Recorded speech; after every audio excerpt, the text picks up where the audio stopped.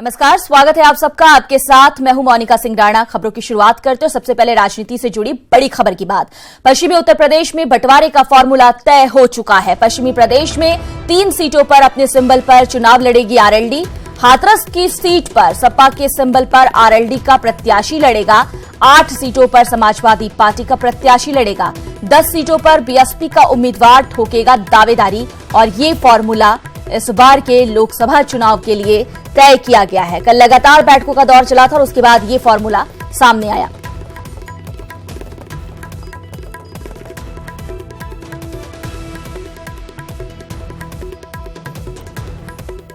तो फिलहाल जो फॉर्मूला है जो तय हो गया है वो आपको बता रहे हैं। आपको बता दें कि इससे पहले कल अखिलेश यादव ने जयंत चौधरी से मुलाकात की थी। 1.5 घंटे की मुलाकात के बाद जब जयंत चौधरी बाहर आए तो उन्होंने कहा कि मुलाकात काफी सकारात्मक रही और जल्द ही इसका ऐलान कर दिया जाएगा। ऐलान भी अब हो गया है। 3 सीटों पर अपने सिंबल पर चुनाव लड़ेगी आरएलडी। हालांकि आरएलडी की जो डिमांड थी वो 5 सीटों की थी, लेकिन अब 3 सीटों पर चुनाव लड़ेगी और हाथरस की सीट पर सपा के सिंबल पर आरएलडी का प्रत्याशी लड़ेगा। जो कैराना का चुनाव था वहां पर जिस तरह के चीजें सामने आई थी वही अब हाथरस की सीट पर भी आजमाया गया है, क्योंकि कैराना के परिणाम बहुत बेहतर नजर आए थे और उसी को यहां हाथरस की सीट में अपनाया जा रहा है। 8 सीटों पर समाजवादी पार्टी का प्रत्याशी लड़ेगा। 10 सीटों पर बीएसपी का उम्मीदवार दावेदारी ठोकेगा। तो इस तरह से सीट का जो फॉर्मूला है वो तय हो गया है। अजीत हमारे साथ जुड़ गए हैं। अजीत, फॉर्मूला तय हो गया है और जो आपने कल बातें कही थी कि ऐसा हो सकता है, वाकई आज हम देख रहे हैं कि वैसा ही हुआ। उन्हीं चीजों पर मुहर लगी है। ये बताइए कि अब इसके परिणाम किस तरह के नजर आएंगे। कैराना में हमने देखा था कि जब पार्टी का सिंबल उम्मीदवार सपा का लेकिन आरएलडी का सिंबल, तो रिजल्ट बहुत बेहतर सामने आए और यहां पर भी लग रहा है इन दोनों पार्टियों को और मायावती को कि ऐसे ही परिणाम आ सकते हैं और यही वजह है कि हाथरस की सीट पर इस तरह के समीकरण लिए गए हैं। बिल्कुल मोनिका, जो हमने कही थी उस पर मोहर लग गई और पश्चिमी उत्तर प्रदेश में कैराना के चुनाव में अखिलेश यादव यही देखना चाहते थे कि जाट और मुस्लिम एक साथ वोट देता है, क्योंकि वहाँ तीनों जातियां एक दूसरे की विरोधी हैं। लिहाजा सपा की कैंडिडेट जो तबस्सुम थी उन्हें आरएलडी के चुनाव चिन्ह पर कैराना में लड़ाया गया था और एक टेस्ट था उस फार्मूले में कामयाब हुए। वही टेस्ट अब इस्तेमाल किया जा रहा है, क्योंकि पश्चिमी उत्तर प्रदेश में अगर जाट और मुस्लिम 3 वोट बैंक को मिलाकर देखें तो 40% से ऊपर चला जाता है। तो निश्चित तौर पर इसका फायदा गठबंधन को सीधे तौर पर होगा और सबसे ज्यादा फायदा चौधरी अजीत सिंह को होगा, जो अपने अंतिम पड़ाव पे थे, अब वो एक बार फिर जीवित हो उठेंगे सियासी तौर पर। तो निश्चित तौर पर ये कहा जा सकता है कि जो फार्मूला है बसपा सपा और 22 सीटों का आरएलडी का, वो लगभग फाइनल हुआ। एक सीट हाथरस है जिस पर समाजवादी पार्टी के सिंबल पर आरएलडी का और अजीत, इस बार अगर लोकसभा के चुनाव में जीत करनी है, सीट जीतना है, तो कम से कम 51% वोट बैंक चाहिए। 51% आपके पास वोट होगा तभी आप उस सीट पर विजयी हो पाएंगे। ये किसी भी पार्टी के लिए लागू हो रहा है और इस चीज को बखूबी ध्यान में रखकर ये गठबंधन तय किया गया है।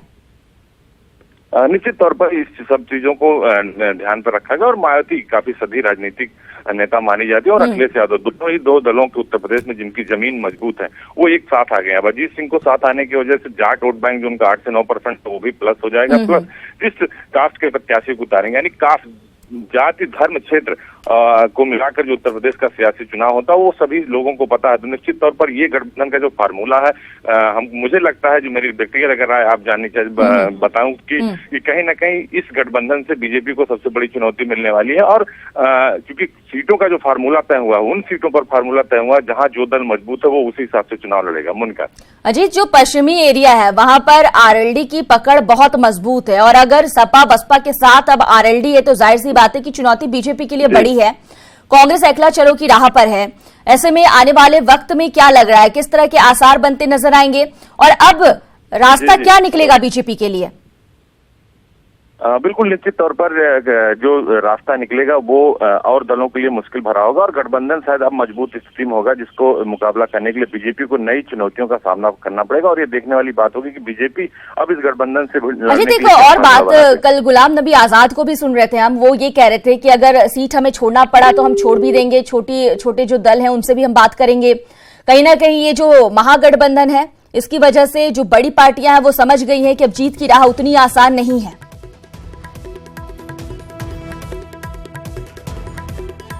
तो अजीत हमारे सहयोगी तमाम जानकारी मुहैया करा रहे थे, बता रहे थे कि किस तरह से न्यूज 18 ने पहले ही बताया था कि इस तरह के फॉर्मूले पर तय हुई है बातचीत, ये फॉर्मूला अपनाया जाएगा और उस चीज पर आज मुहर भी लग गई है। पश्चिमी प्रदेश में 3 सीटों पर अपने सिंबल पर आरएलडी चुनाव लड़ेगी। हाथरस की सीट पर सपा के सिंबल पर आरएलडी का प्रत्याशी लड़ेगा। 8 सीटों पर समाजवादी पार्टी का प्रत्याशी लड़ेगा और 10 सीटों पर बीएसपी का उम्मीदवार अपनी दावेदारी ठोकने वाला है।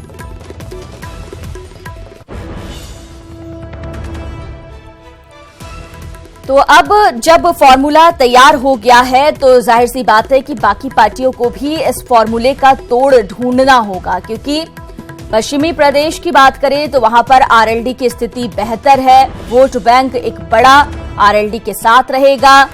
सपा और बसपा का अपना वोट बैंक है और लोकसभा चुनाव जीतने के लिए 51% मत की जरूरत है, वोट की जरूरत है।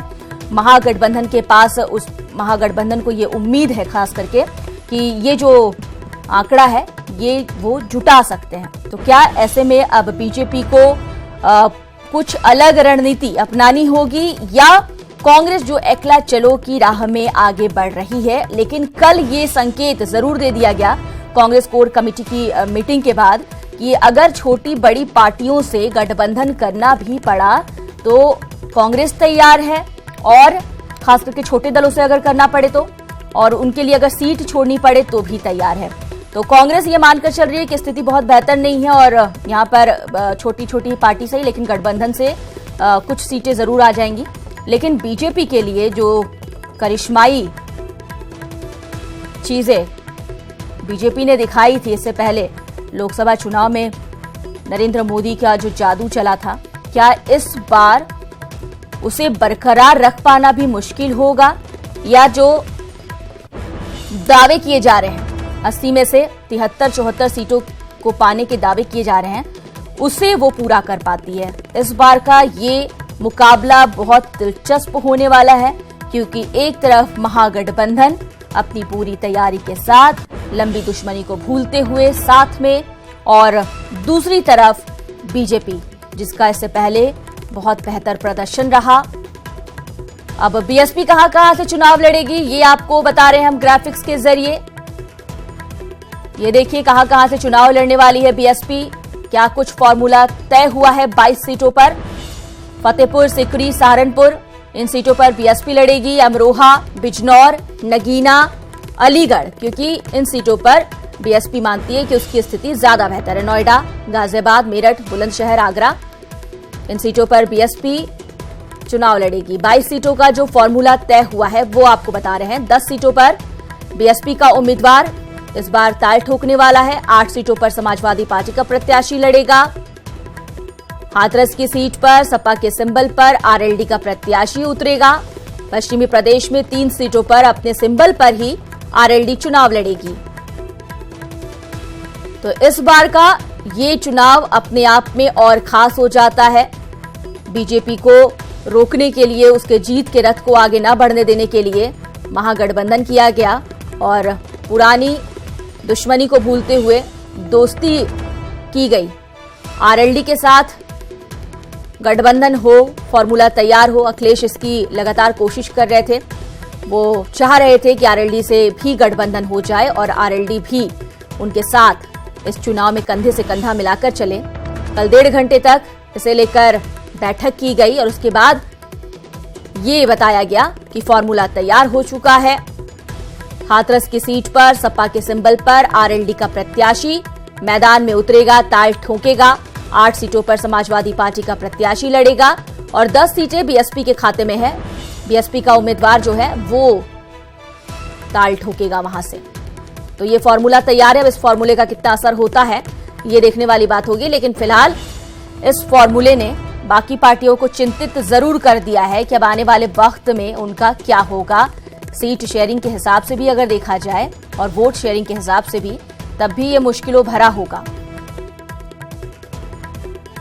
सपा बसपा की अपनी एक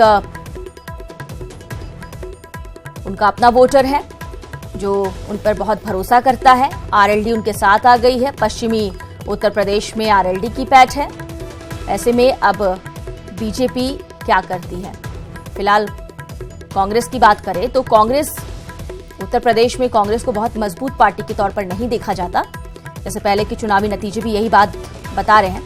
लेकिन अब बीजेपी के लिए राह उतनी आसान नहीं रह जाएगी, क्योंकि अब इस महागठबंधन में आरएलडी भी शामिल हो चुका है और सीट का जो फॉर्मूला है वो तैयार कर लिया गया है। कहां से बीएसपी चुनाव लड़ रही है, ये आपको ग्राफिक्स दिखा रहे हैं। अजीत हमारे साथ लाइव जुड़ गया। अजीत, फॉर्मूला तैयार हो गया, इससे पहले आप अहम जानकारी भी दे रहे थे, उस जानकारी को पहले पूरा कीजिए। क्या कुछ आप बता रहे थे, फोन बीच में ही डिस्कनेक्ट हो गया था।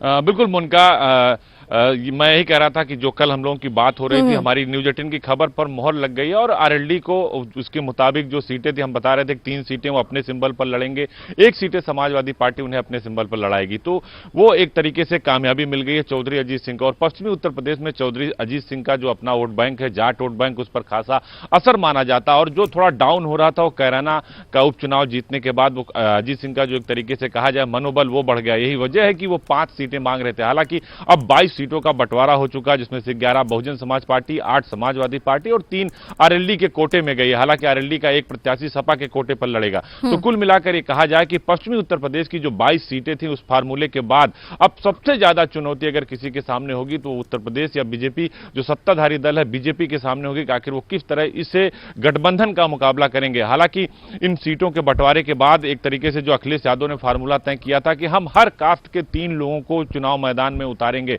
जिससे हमें कहने का मौका हो कि हमको सभी जातियों बिरादरियों को लेकर साथ चलते हैं, क्योंकि उत्तर प्रदेश का चुनाव जाति, भाषा और क्षेत्र के आधार पर होता है। तो कुल मिलाकर ये जो गठबंधन का फार्मूला आज तय हुआ, सीटों के बंटवारे का एक तरीके से फार्मूला तय हुआ, इसका ऐलान भी कुछ दिन बाद हो जाएगा। तो ये एक बड़ी बात होगी उत्तर प्रदेश की सियासी के लिए। 1993 के बाद मोनिका बता दें, एक बार मुलायम सिंह यादव और जब काशीराम थे मायावती का गठबंधन हुआ था और गवर्नमेंट बनी थी, 95 में वो टूटा था। तो उस वक्त सभी जो सियासी गणतज्ञ थे, जो सियासी चाणक्य थे, यही कहते थे गठबंधन का मुकाबला कोई नहीं कर सकता। एक बार फिर 25 साल बाद गठबंधन एक साथ है और एक दल और उनके साथ आ गया, यानी चौधरी अजीत सिंह। अगर पश्चिमी उत्तर प्रदेश की बात करें तो जाट, जाट और मुसलमान, ये 3 ऐसा वोट बैंक है जिसको हराना किसी भी दल के लिए बड़ा मुश्किल होता है और ऐसा वोट है जो मतदान केंद्र तक सबसे अधिक। फिलहाल तो जिस तरह से एड़ी चोटी का जोर लगाया गया है, लग रहा है कि करो या मरो की स्थिति है। निश्चित तौर पर यही वजह है कि वो अपनी अपनी स्ट्रेटजी लगा रहे हैं। आपने कल देखा कि गुलाम नबी आजाद भी लखनऊ में मौजूद थे, वो अलग से अपनी सीटों पर विचार कर रहे थे हमें किस तरह चुनाव लड़ना है। जेपी नड्डा खुद यहां मौजूद थे, जो प्रभारी हैं उत्तर प्रदेश बीजेपी के। मुख्यमंत्री योगी आदित्यनाथ बैठक थे और रात 9 बजे तक बैठक चली है कार्यकर्ताओं के साथ, पदाधिकारियों के साथ। और जो एक 35 लोगों की जो एक बड़ी कमेटी है बीजेपी की चुनाव संचालन समिति, उस कमेटी की भी बैठक हुई। तो ये सभी दलों को ये पता है कि गठबंधन को हराना इतना आसान नहीं होगा, लिहाजा हमें बड़ी रणनीति बनानी होगी। और रणनीति तभी बनेगी जब हम अपने प्रत्याशियों को सही तरीके पे और सही जगह पे उतारेंगे। वक्त और समय, वक्त और स्थान अगर उचित होगा तो भी हम मुकाबला कर पाएंगे। और अखिलेश यादव और मायावती का आपने इसीलिए देखा होगा कि इस वक्त पहले के जो उनके प्रेस कॉन्फ्रेंस हुआ करते थे और आज की, दोनों में और कॉन्फिडेंस का जो लेवल है वो बढ़ गया, क्योंकि उन्हें पता है कि पश्चिमी उत्तर प्रदेश से लेकर पूर्वांचल तक जो जातीय समीकरण है वो हमारे पक्ष में आता दिख रहा है। हालांकि बीजेपी भी किसी दल से कम नहीं मानी जाती, वो भी अपनी स्ट्रेटजी बनाएगी, इसीलिए बीजेपी भी लगातार मंथन कर रही है। लेकिन आज का जो फार्मूला तय हो गया आरएलडी, बीएसपी और समाजवादी पार्टी, ये सबसे बड़ी चुनौती होगी उत्तर प्रदेश की बीजेपी के लिए। मोनिका, अजीत, जाट वोटों पर आरएलडी की पकड़ अच्छी है, जैसा कि आप बता भी रहे थे। इसके अलावा हाथरस की सीट को लेकर बहुत देर तक मंथन चला, उसे लेकर पेंच भी फंसा और बड़ी मुश्किल से फिर बातचीत के जरिए कैराना जैसा जो फॉर्मूला है वो तैयार किया गया। इसका कितना असर दिखेगा? बिल्कुल, देखिए जब कैराना का चुनाव हुआ था, इसीलिए अखिलेश यादव जानते थे कि वहां मुस्लिम और जाट एक साथ वोटिंग नहीं करता, लिहाजा उन्होंने अपना प्रत्याशी तबस्सुम, जिसे पूरा इलाका समाजवादी पार्टी के प्रत्याशी के तौर पर जाना जाता था और एक दूसरे के धुर विरोधी थे, उन्हें आरएलडी का सिंबल दे दिया गया। वो ये देखना चाहते थे कि क्या जाट, जाटो और मुस्लिम एक साथ वोट करता है कि नहीं करता। वो टेस्ट इनका कामयाब होगा। और इस बार हाथरस की सीट पर भी वही हुआ, क्योंकि लगातार जैन चौधरी इस बात की मांग कर रहे थे कि हाथरस की सीट भी हमें चाहिए। और मायावती ने पहले ही साफ कर दिया था कि जो सीटें बढ़ेंगी आरएलडी की, वो समाजवादी पार्टी अपने कोटे से देगी, मैं अपने कोटे से सीटें नहीं दूंगी। तो लिहाजा अखिलेश यादव ही उस जो कड़ी थे, अखिलेश यादव ही जयंत चौधरी से बात कर रहे थे, मायावती ने कभी उनसे बात नहीं की। तो अखिलेश यादव ने कहा कि ठीक है, प्रत्याशी आपका होगा लेकिन सिंबल हमारा होगा, कैराना वाले फार्मूले को अपना लेंगे तो आपका प्रत्याशी और हमारा सिंबल हो जाएगा, दोनों लोगों का काम बन जाएगा एक तरीके से। तो एक रास्ता निकाला अखिलेश यादव ने मुन का। ठीक है अजीत, भले ही फॉर्मूले का ऐलान बाद में किया गया लेकिन पहले ही आपने बता दिया था कि ये फॉर्मूला लगभग तय हो गया है। बहुत बहुत शुक्रिया इस तमाम जानकारी के लिए आपका।